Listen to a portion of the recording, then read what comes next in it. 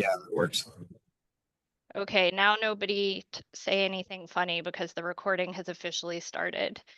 So welcome everybody to the Research Librarian Cohort forum on fundraising. Before I turn it over to Ryan King, who has done the planning for this particular instance of the forum, I have a few announcements to share in my capacity as current president of the Research Librarians Cohort.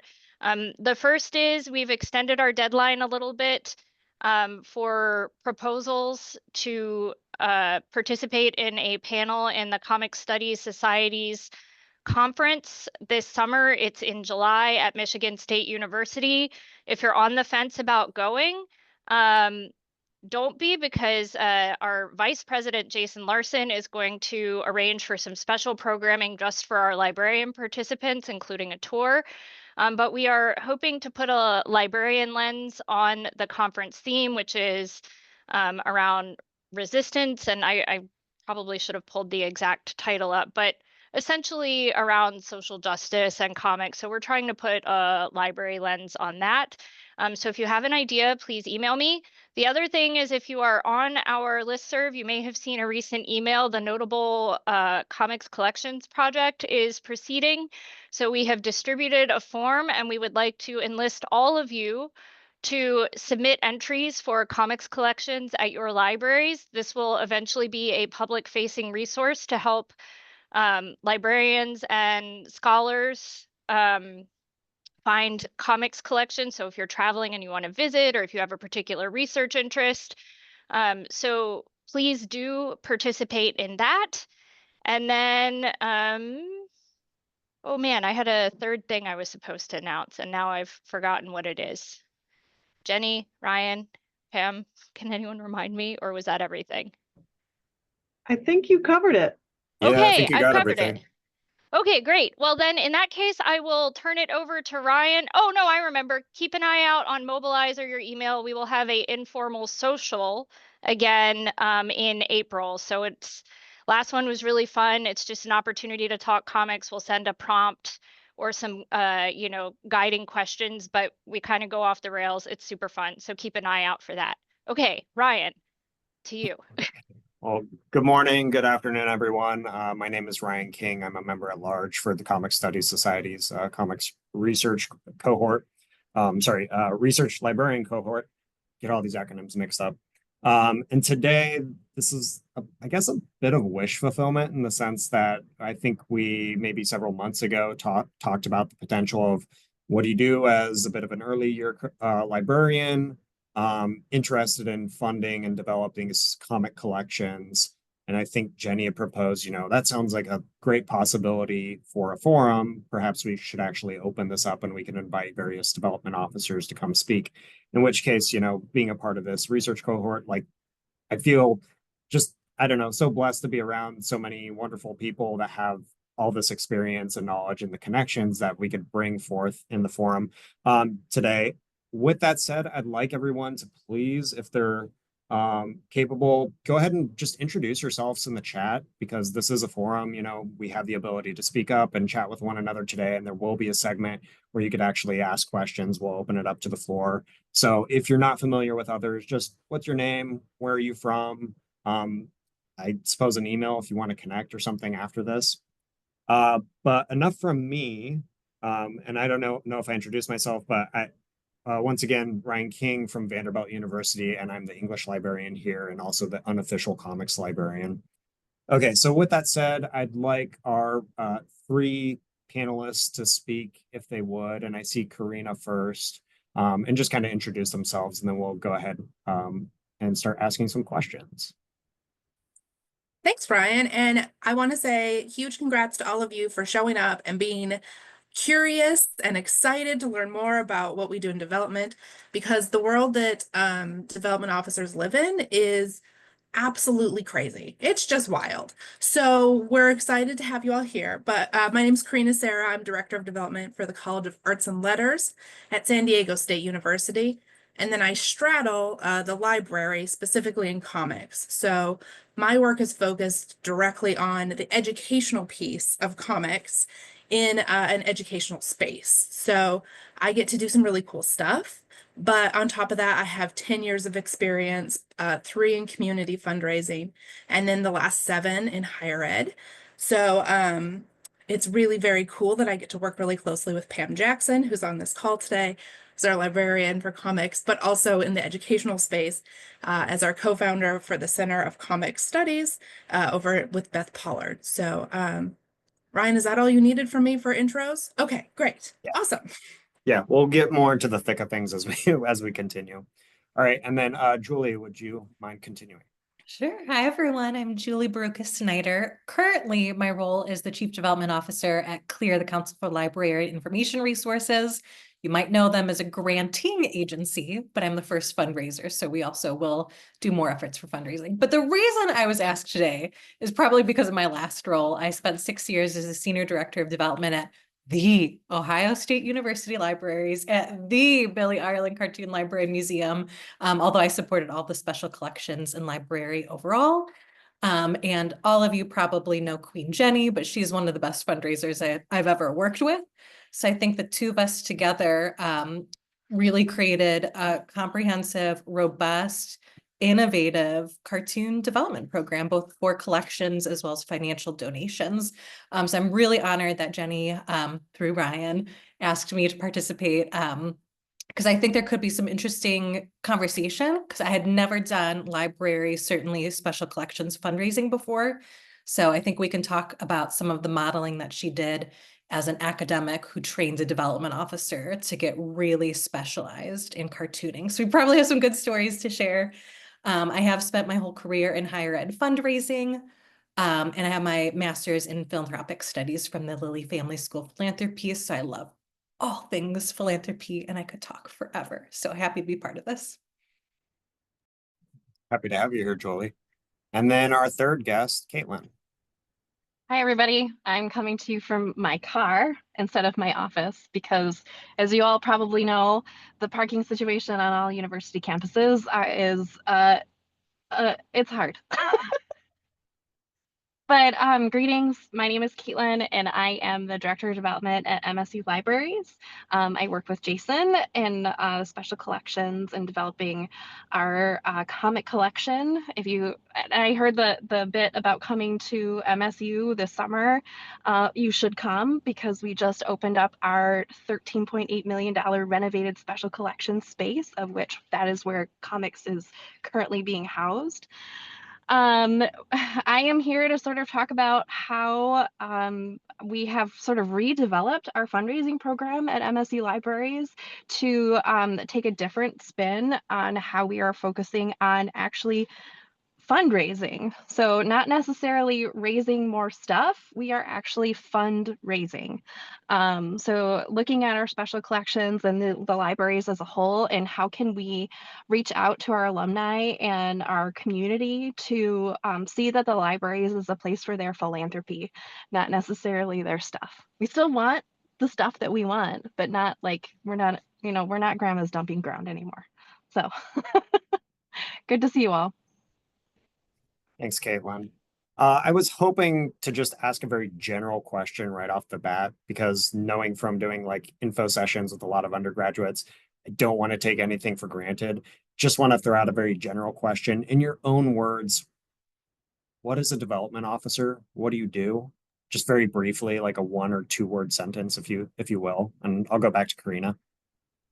So mine's a little longer than 1 or 2 words, but I had a boss who one time said, Karina, your job is to get people so excited about the work that's happening that they open their checkbooks and write you a check.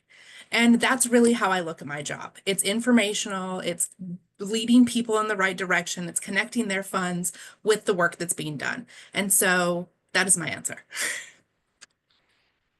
Karina, that was beautiful. I'll add, I always view my work as philanthropic matchmaker.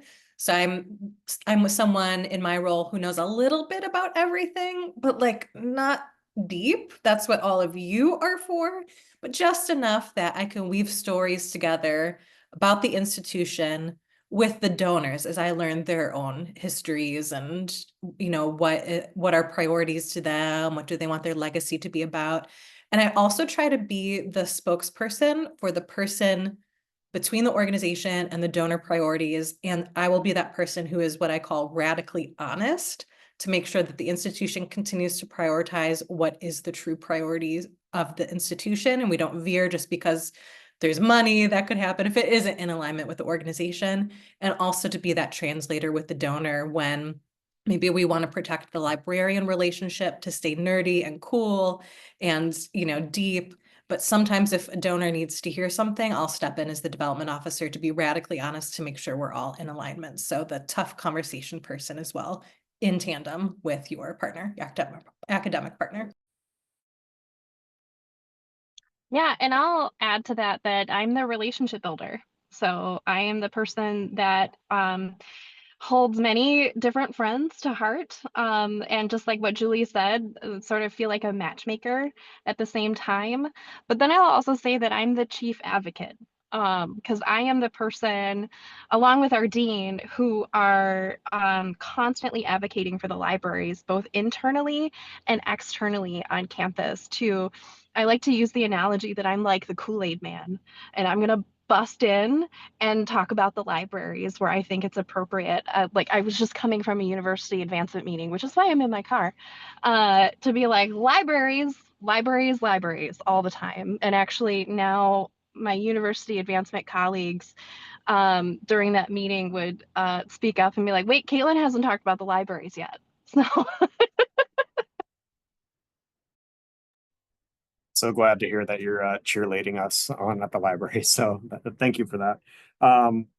Speaking of kind of matchmaking, I was wondering if you have any advice or guidance on how us as librarians could actually best approach and work with our colleagues in advancement. Is there any particular way to get on their radar if we haven't already established these relationships? My biggest piece of advice will always be raise your hand and tell us the cool things you're doing, because it is really neat when I get to hear about super cool, super fundable, super exciting things that you're like, either this is the vision or this is what we're doing. And it allows us to find space for and a place to help plug you in with the right people. Also, give us time, because fundraising is not it's not like there's a collection of people that I'm just holding on to and they're like, I have $200,000, can I give it to you? And I'm going, it takes some time to connect the dots. Absolutely. I would say educate your development officer as much, if not more, as you would your own donor relationships that you have. Think about events, VIP opportunities where it's like an engagement opportunity for donors, alumni, to even have a really cool experience that you remain at the front of everyone's mind, not just your development officer, but ask your development officer if there are other teams like a regional gift officer team, a principal gift team, alumni relations overall, and use your development officer to understand who are the other fundraising networks where maybe they can have their quarterly meeting at your cartoon library. Or if you don't have a museum, maybe you can tailor, pulling some really cool stuff for that group so they can do their business in your space, but then they get to experience the really cool tour that's, tailored to them, so that again, you're top of mind when they're like, oh my gosh, I have a whole itinerary to pull and put together for people who are coming for homecoming weekend or some sort of reunion or department board meeting. You want to be front of mind of, I need to fill some time. That's right. The cartoon librarians are a secret weapon. So think about your development officers' networks as well and continue to push opportunities their way. Jenny and her team were really good at that. So I was able to host all sorts of my colleagues at the Billy Ireland. And then after a couple of years of that, we then started to have new people, new donors that we would have had no business hosting things. But we had some VIPs come through over the years. So I'd recommend thinking about educating your development officer, thinking about their networks. And maybe this was my style, but anything that's written that you're working on, grant proposal, maybe it's a paragraph about a program, maybe even as you're thinking about your reviews, if there is just written content that already exists, even if it's in draft form, that was really helpful for me as a development officer. Regular conversations helped tremendously. That's probably my number one. But when it was a written, I could tuck it away in my own file system. And then as I was getting to know more and more people, that helped me to kind of weave stories together from the cartoon library, from our librarians, with kind of these like donor biographies I was starting to learn about. So it does take time, and that's an art form in and of itself. I always thought of development work as storytelling. So just think about how you can arm your development officer with stories so that they can be weaved together when they're doing that matchmaking. Those were all great. I would add to that that the personal relationships that you have with donors too are so important, and bringing in your development officer as soon as you can, on even if it's just a gift in kind conversation and you don't think that there's any philanthropy behind it, bringing your development officer into that conversation is so important, because who knows that, you know, a good interaction between your library and your development officer and that donor could lead to a planned gift 5 years down the line. And so the good stewardship, the good relationships that you are holding on to, because that's part of your job and it's great. Bring your development officer into that conversation too, because they're going to know the questions to ask too, in some of those conversations where you may not think that they're philanthropic, but the development officer will be able to ask that question in not a really aggressive manner, but gets the donor to think that, oh, yeah, I have this collection of comics I can give, but I also have a donor advised fund. So those kinds of things are so important. And I try to share with our library staff that I don't want to take over your relationships. I want to be part of them. Thanks. I want to go back just a little bit further, and this might be like a very simple answer, but just getting on your radar in terms of that, would that just require sending an email? What's kind of best practice? Just be like, hey, I exist, I'm raising my hand, but setting up an Yeah. appointment, email. Okay, cool. Yeah, I tell Jason this, like, send me an email anytime, or I'm always on Teams. And I'm sure that your development officers are the same way. Like, we are aching for new contacts. So do not be afraid to talk to your development officers, because they are going to be 100% on board with you. That's great to hear. Thank you, Caitlin. Are there any particular donors that, oh, sorry, Julie, go, Julie. I wanted to add, it was really helpful for me to have a standing meeting on the calendar, whatever cadence makes sense. Even if we needed to move it around, just to have something standing gave us an opportunity to update each other. And when things really got moving, I mean, we were doing joint donor trips together. So leading up to those, maybe we were even meeting every other week. So to stay on someone's radar, I'm a big believer in the standing meeting, even if it's quarterly. And a friendly coffee just to update each other is kind of that more informal way where you might get to a different kind of conversation than like your agenda, staff meetings. So just think about the two different ways to build relationships with your development officer as well. Thanks, Julie. Did you want to add anything, Karina? Okay. Now when it comes to donors, are there anyone or any particular group that you would advise we recommend prioritizing? And to build off of that, like, how do you develop these relationships with donors in particular? Well, I'll put a plug in for my current place because that's who I represent now. The call's not open yet, and it's not going to be a perfect fit for everyone in every project, but CLEAR, the Council for Library and Information Resources, we do still have our Digitizing Hidden Collections call that we are still expecting to open up not too long from now. So you can sign up to get our emails, and I sent the link right there.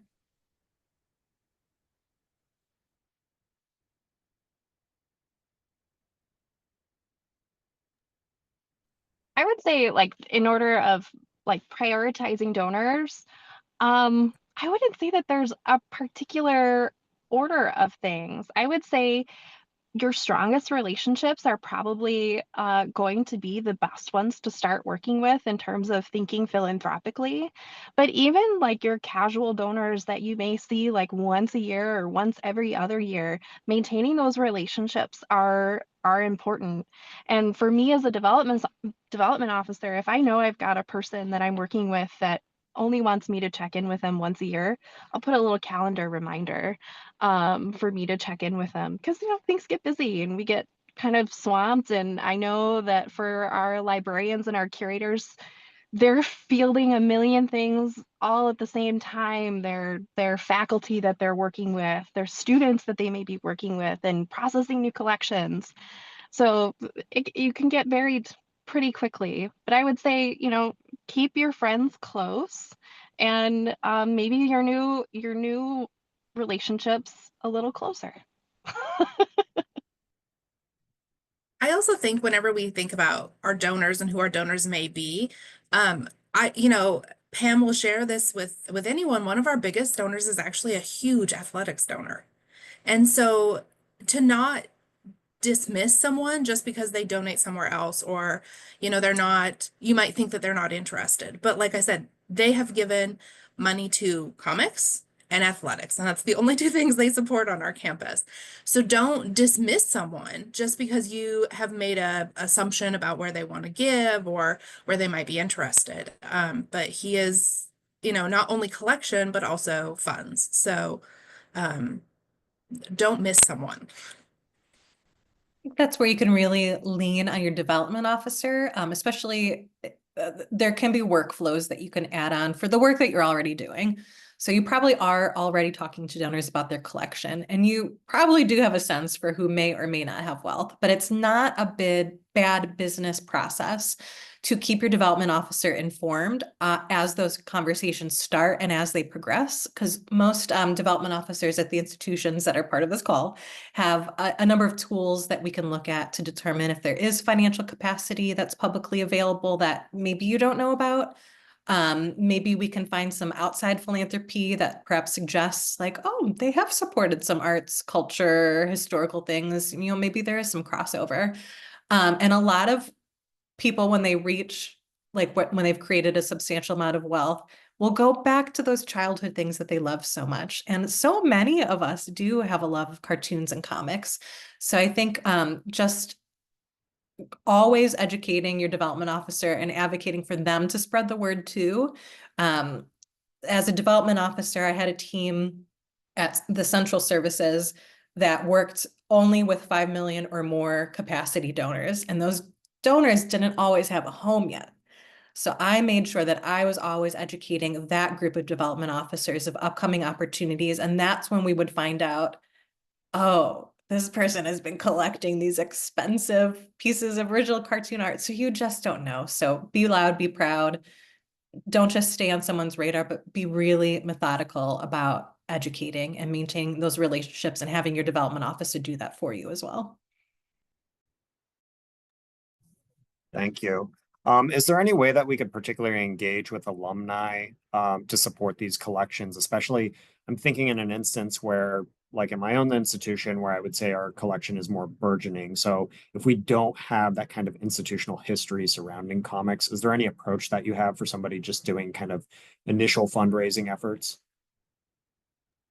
Yeah, I can jump in. Our MSU alumni office loves the comic collection and they love the library. And one of the things that we've developed a special relationship about is providing that alumni office with cool facts for their social media, for their email stuff. They love to do trivia, especially about the libraries and the comics in particular, since MSU has the world's largest publicly accessible collection.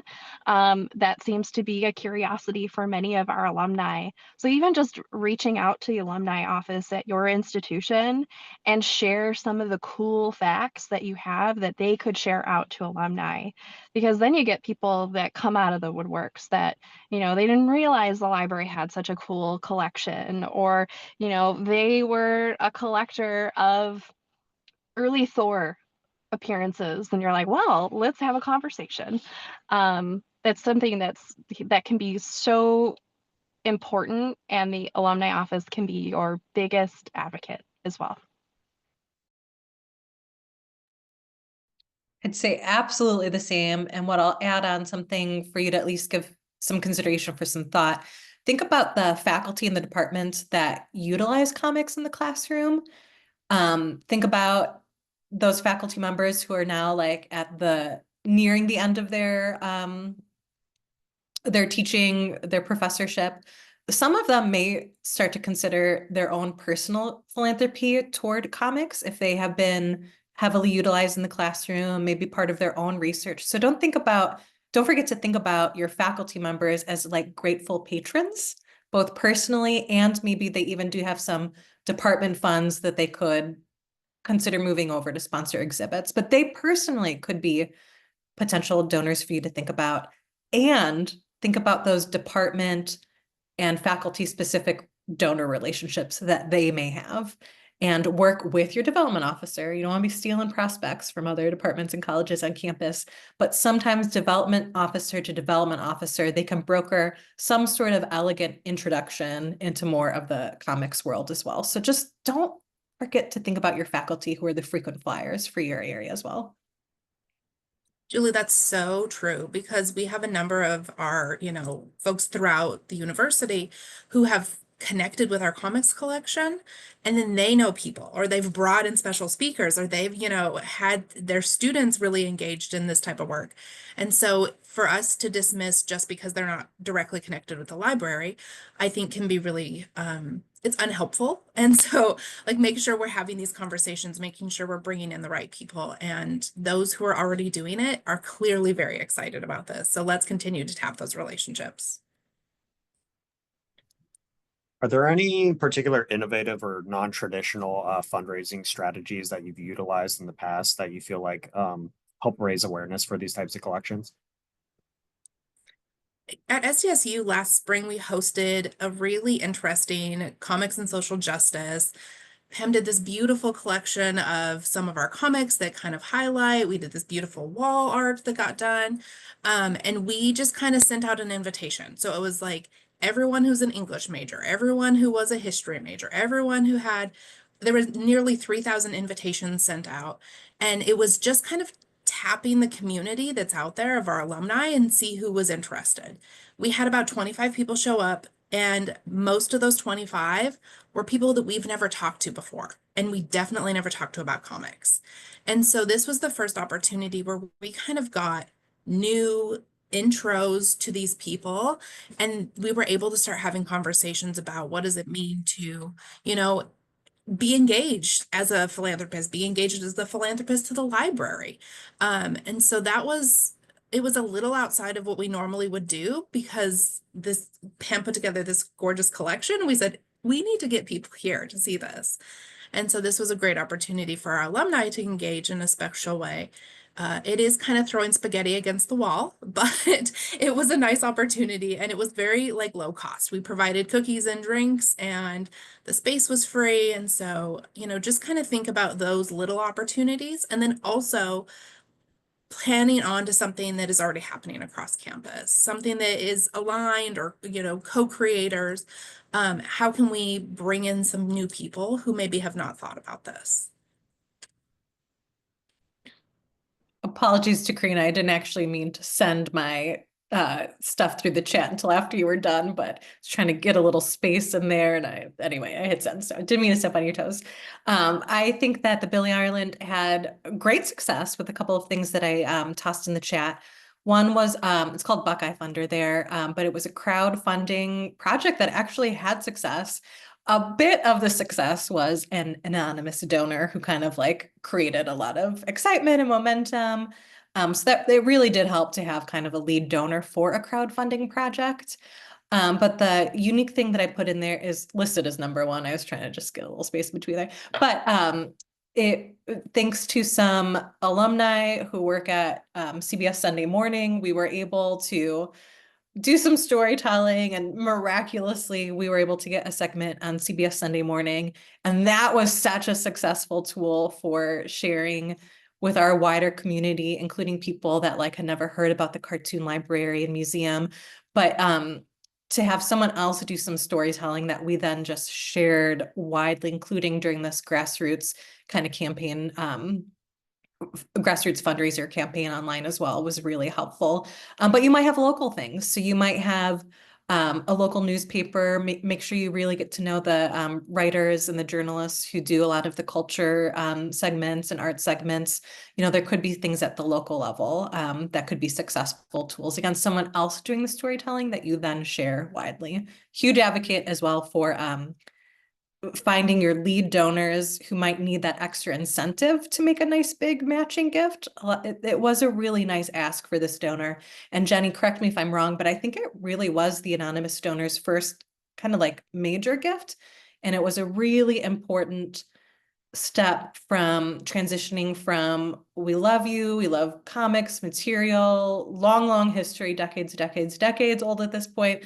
But it really was that shift in conversation to great, let's talk about the financial support as well. So work with your development officer, because that was a strategic plan and something that has taken on a new life, you know, in the couple of years since then.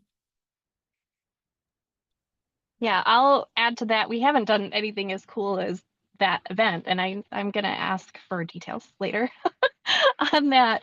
But I agree that getting local media involved is a really good way to draw that attention to the comics and the library specifically. But because our, the comic collection here at MSU is such a eye catcher, the local news loves to drop in on us all the time. And getting some of our other media attention has been, especially in central MSU communications, that has also been good for us in terms of raising funds for the comic collection specifically, and the libraries and special collections related to that. Karina, your story did make me think of another group. They're not necessarily alumni, but there have been a couple different years that we have hosted the Parents Society. So it was really working with the Parents Development Officer. And we were always hopeful that there'd be like huge gifts that came in, you know, from the parents. But it was really interesting. We had some parents who then when they came back, you know, for Parents Weekend, you know, after that event where they were just in our space, I do remember a fellow, he wanted to bring the rest of his family, maybe around one of the football games or Parents Weekend or whatever it was. But I remember he brought cash in his hands and like palmed it to Jenny to be like, thanks for coming in, you know, like on a Saturday. And you know, we tried some follow-up. It could have led somewhere different, but it was one of those spaghetti on the wall things, but you never know where those conversations will lead. I It's did like not keep the $100. cash. No, I you did didn't. donate the cash. It went straight into like the unrestricted funds, but I just remember like he really like palmed it to you like mafia style. It was amazing. Jenny just recalled that this is being recorded. But Julie's last comment just kind of ties into my next question. Are there any specific grants or funding sources that librarians should pursue when seeking support for these comics libraries?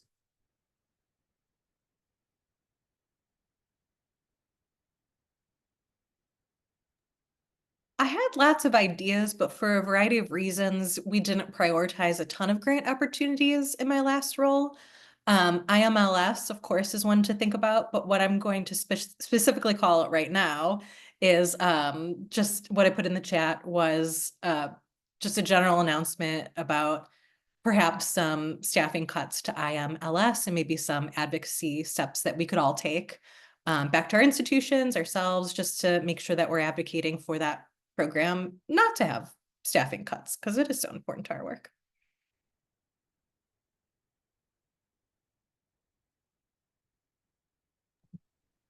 I think as folks on this call would, attest to, like, your work best, right? And so if it's whatever the niche is that you participate in, like, lean into those spaces.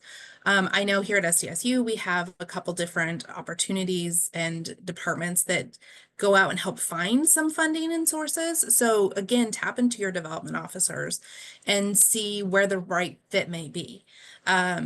They're probably going to have a better understanding and better knowledge Or you could open the door and be like, hey, we've already worked with said group and we would love to, put out a larger ask. Can you help us really fine tune or really think about what the language needs to be, especially with all the cuts we're seeing federally or, impending cuts, whatever that may look like for a lot of this.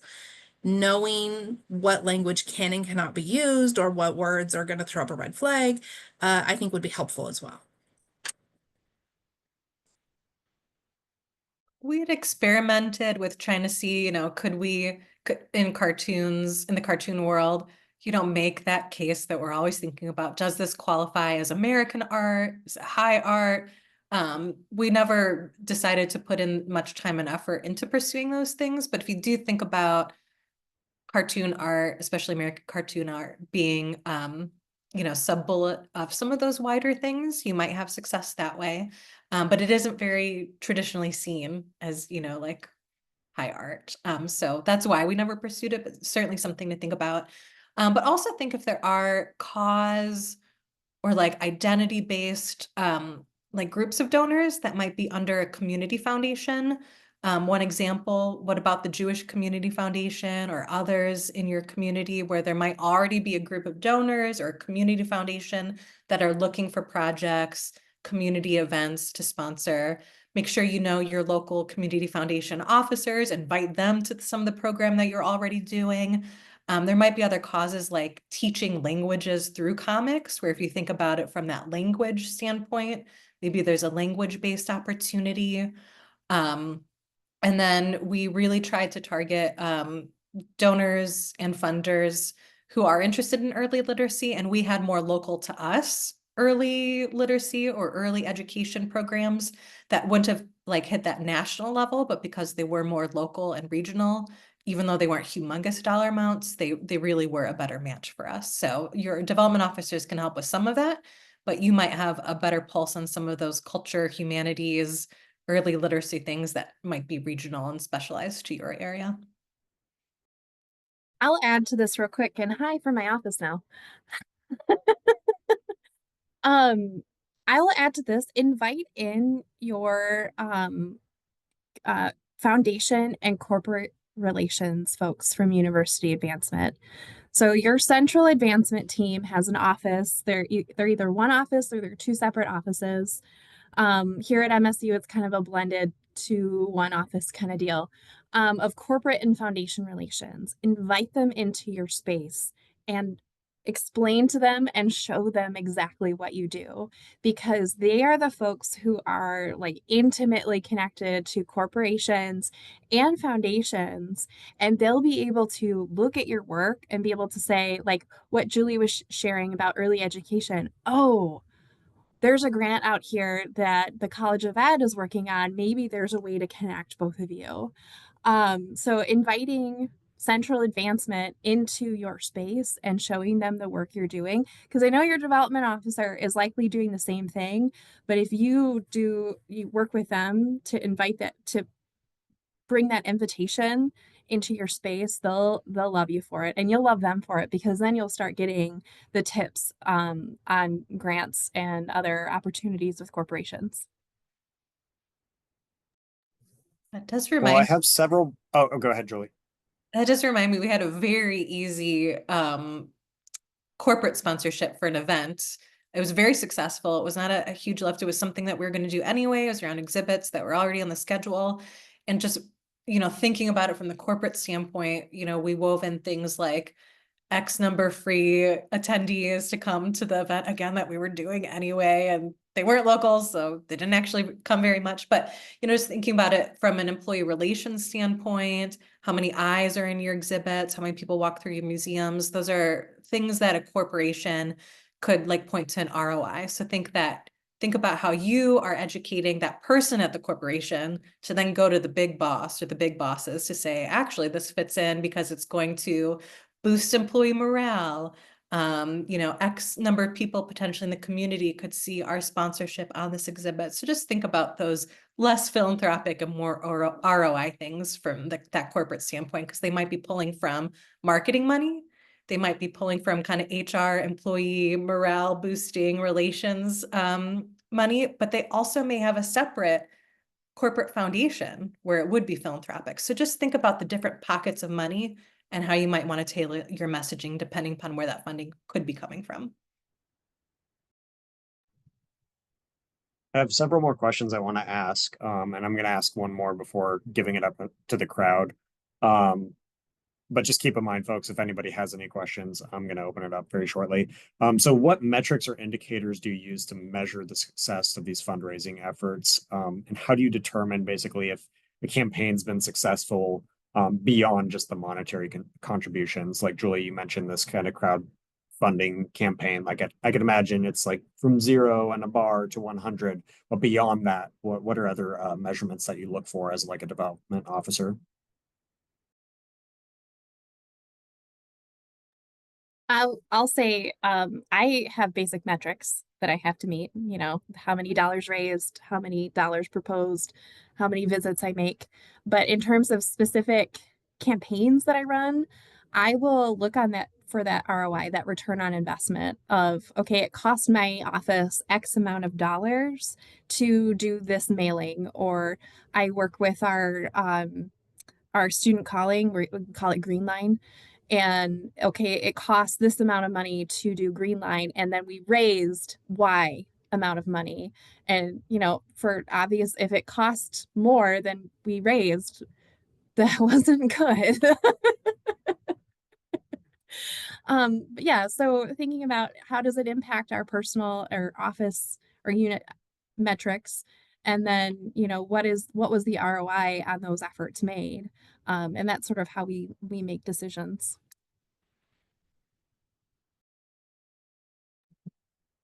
I think it's not a metric per se, but like how many relationships are becoming fruitful.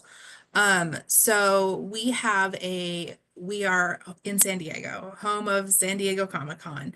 And I think the fact that our library and our comics collection and, the comic center in general is well represented at the big San Diego conference is a huge deal. And we're getting our name out there and we're getting the words out there and we're getting people who are like, oh, tell me more.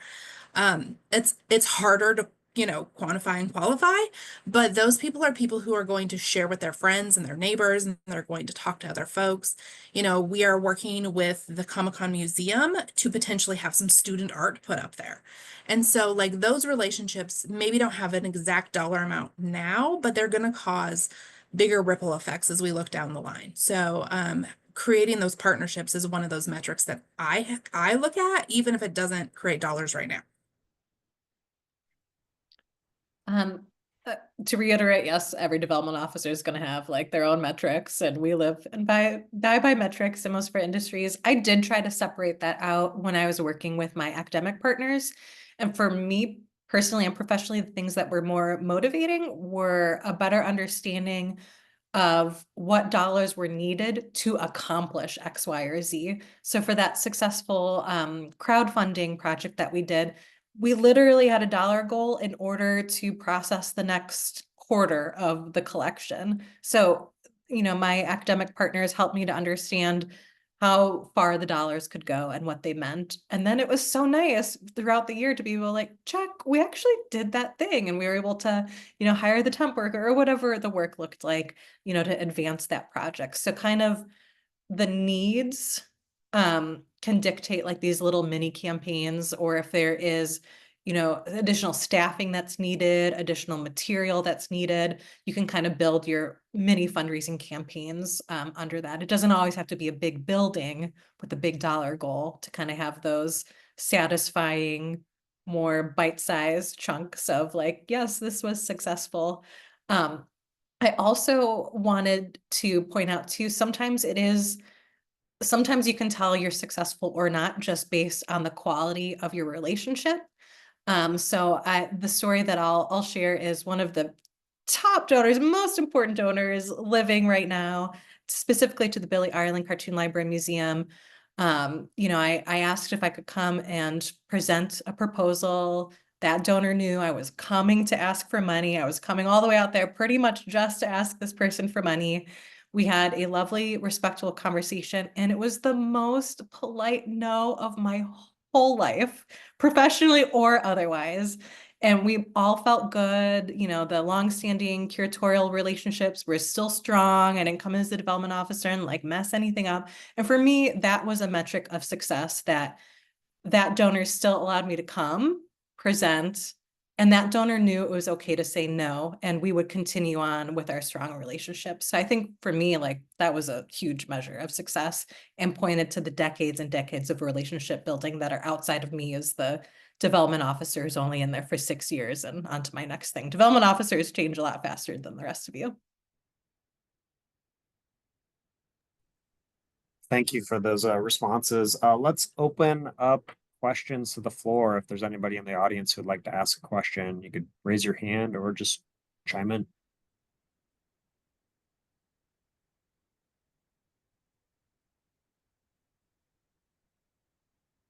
And if not, I have more Can questions.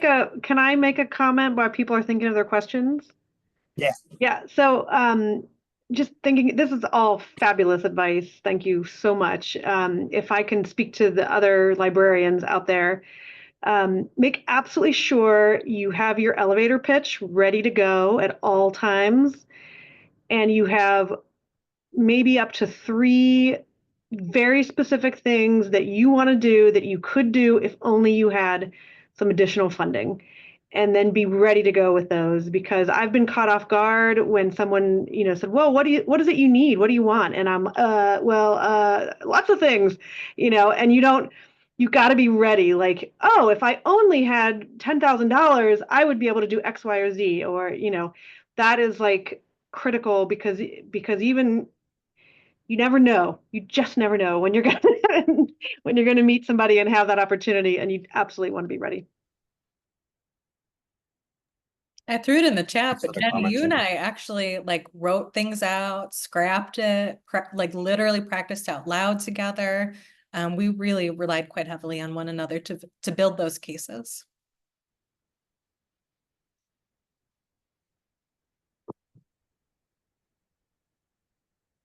While we're waiting for questions, I'm curious if you've had any interaction, or just if you've thought of what necessarily is the role that students play in development for these collections, for this funding. Do you see them in kind of long-term potential as, future alumni, or what are you looking at kind of in the moment as they are a student on campus? Donors love a student story. So if we can show a student doing research in the comics collection, or working for the comics collection, or, whatever, it's a great opportunity for those students to get their cool work out there. And then also let us follow up with, you can now support students. You can support students like this student for now and in the future. And I think that makes a huge impact on our donors. Whenever we could, we, grabbed student quotes and a student picture when we were already working on donor stewardship pieces, whether it was like a hardcover coffee table book that we were delivering that represented 2 decades worth of what they've done, or if it was an electronic version. We did rely heavily on students when we could, and those were always, the stories that tug at heartstrings. We also did incorporate donors in some of our donor visits. The case that I'm thinking of in particular, the donor was a graduate of arts and sciences, had a scholarship fund there. We were trying to court them gently, respectfully with our other development officer team to introduce them to the cartoon library. So when the donors did their VIP tour, we invited that student who received the scholarship at Arts and Sciences, and they were able to experience the tour together. The development officer on the other end of things loved it because it was very warm and friendly, but it did elevate our area on campus as well. And now, Jenny, aren't you meeting with that donor like this week or next week on your own in New York? So that visit was really important because everyone's heart was out there, and that student was a big part of it. And it was good professional growth for the student as well, to spend time with someone in the industry that she was pursuing as well. Yeah, I'll add to those are all great comments, but I'll add to that student involvement, even in your celebrations, is so important. So last November, we cut the ribbon on our special collections renovation. And one of the featured speakers with the president and our chief donor for the renovation was one of our student employees. Who talked about the impact of working in special collections and specifically working with comics and rare books. And many donors who were at that event just wanted to go talk to that student and find out more. And even now that student is interested in a career in libraries and archives.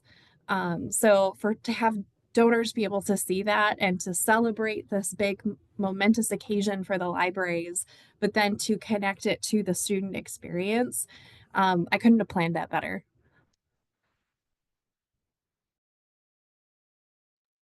Don't forget about those students' parents. It wasn't the cartoon library, but a different special collection. We had a student who was that involved and had participated in donor stewardship and quotes and visits. And with your development officer, we kind of weaved in like, as you go on with your career, like, don't forget your philanthropy can come here too. And the year that she graduated, her parents started to make a $10,000 gift every year because it would have been one of those things where she changed her whole life's course because of it. So don't forget about the students' parents too. How do you approach diversifying your funding efforts based on collections that span various demographics, interests, genres, while kind of maintaining the cohesiveness of a specific collection? Do you approach that in any particular way? I've handed that totally over to the librarians. So when I started, the development office here really had a hand in directing collection strategy. And when I stepped in, so my background, I came from museums and specifically museum administration and then collections and education as well. So when I came in and I saw that the development office here was the collection strategy office, I was like, we have no business doing this. We are going to be partners with our librarians and our curators on developing the collections, but we are not the gatekeepers of these donors and the decision. So we reworked the gift in kind policy here at libraries that hands that decision over to the librarians in special collections and in other parts of the libraries, to where development is a partner, but we are not the driver.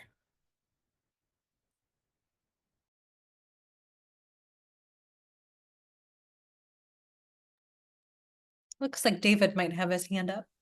Yeah. Are there any other comments before passing it off to David? No? Okay, David, go ahead. As maybe kind of a cynical or jaded question, I'm just curious if anyone's had any success approaching the industry for donations and what their interest, and does anyone know about what their interest is in folks like us? Just kind of curious. I can kind of answer for us. So by the industry, you mean the companies that are producing comics and cartoons? Yeah. Yeah. So the big comic book companies like Marvel and DC are part of big conglomerates. As far as I can tell, are not very interested in philanthropy. I'd love for that to be wrong and other people to have had better experiences, but there's barely even anyone to talk to about that. We have had a lot of success working with newspaper syndicates in the past, if comics strips are part of your collection, but that has really declined a lot because, of course, as we all know, the newspaper business and the newspaper syndicate business is sort of in free fall. So that I wouldn't recommend going that route either. But there's a lot of smaller companies that are very, very successful in the comic space, and I would absolutely recommend reaching out to them, especially if they're regional. Conventions, there's a lot of for-profit conventions that you could consider. So I think there's a lot of opportunity there that's untapped. Yeah, I was just kind of curious as to, what people have kind of sensed out of all of these, folks. I don't know if there's anybody here to speak on behalf of it, but I believe there's a collection from Dark Horse Comics. I just did a quick search on Google from Portland State University Library. So I don't know what that partnership is like, if there's anybody get that speak a little bit more about that here or not. I could say a little bit about this. I recently co-edited a book on comics, special collections, and academic libraries that had a chapter from a couple of people who actually work with that collection at Portland State. There, the co-founder or founder, Mike Richardson, was a alumni of the university where the collection is, Portland State University, and so that is a fairly distinct instance of because depending on who you ask, that's probably the third or fourth biggest comic book company. Though I think they recently sold to a bigger company. Yeah, if I recall the essay, they get basically 3 issues of everything that Dark Horse publishes as it is published. So they've got basically one that's in special collections, one that's in the circulating collection, and then one that they basically have backup for, because apparently that collection does get a lot of action there in as a circulating collection in their library. Can I Thanks for just the add additional another thing, info. which is your collection, if you are working with donors who are donating stuff to your collections, comic books, art, archives, whatever it is, I would definitely mention to them, or have your development officer you're working with mention to them, that if they have interest, you would welcome a financial gift to support the work that you're doing. We don't require that. Apparently there are some schools that require a financial gift along with donating gifts in kind. That's not a requirement at Ohio State, but I do think that's something that you really want to consider. If someone is donating gifts in kind, are they interested? And many times they are not, I can tell you. But sometimes it's, yeah, actually, absolutely, I'd love to support your work, with my collection, with other comics collections. So that's a really big thing, is to consider when is, if you have an opportunity, when is the right opportunity to ask if your gift in kind donors would also be willing to make financial gifts. And as the development officer that had partnered with Jenny for a lot of these conversations, I would recommend a large piece of that being education around different options of including financial gifts in their estate, if they might not feel like they can make a big splash with a cash gift during their lifetime. There are a lot of creative things you can do through your estate.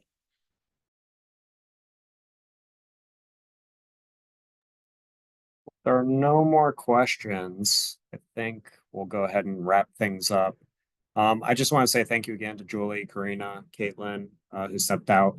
Thank you so much. This has been so insightful and informative and just wonderful. I'm so appreciative that we were able to speak with you today. And yeah, thank you everybody else for asking your questions and attending, and we look forward to having you at our next social. Anything else? Any other comments from the cohort? Okay.